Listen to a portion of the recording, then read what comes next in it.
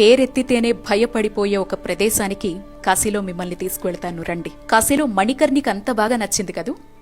దేవతలతో స్నానం, పితృదేవతల ప్రీతి, విష్ణుకుండం, దత్తదర్శనం, ఫుల్లుగా పుణ్యం. మరి మనకు నచ్చని, అసలు స్వీకరించని శివయ్య అక్కడే ఉండే మరో చోటు చూపించనా? మరణం. అవును, చావు ఎలా ఉంటుందో, మన బ్రతుకుకు అర్థమేంటి అని ఎవరికి వారు అంతర్మథనం చేసుకోవాలి అనుకుంటే మణికర్ణిక స్నానం అయ్యిన వెంటనే లేదా కాశీ ట్రిప్ మొత్తంలో మీకోసం మీరు ఒక 10 నిమిషాలు కేటాయించుకొని శివ ఇంటికొచ్చేయండి. అదే అండి కాశీకి అసలైన అర్థమైన మహాశ్మశానానికి.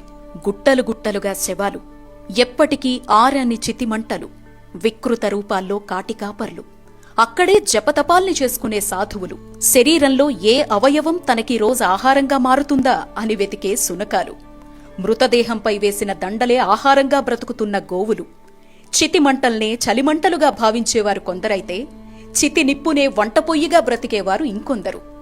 రండి, కూర్చోండి కాసేపక్కడ. ఇవి కాశీలో కనపడే సత్యాలు.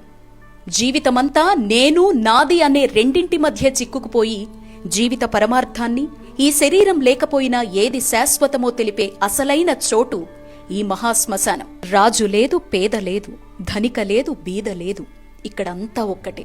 నీకోసం నీ వాళ్ళిక్కడికొచ్చినా కనీసం నిన్ను వదిలి వెళ్లేటప్పుడు వెనక్కు కూడా తిరిగి చూడరు.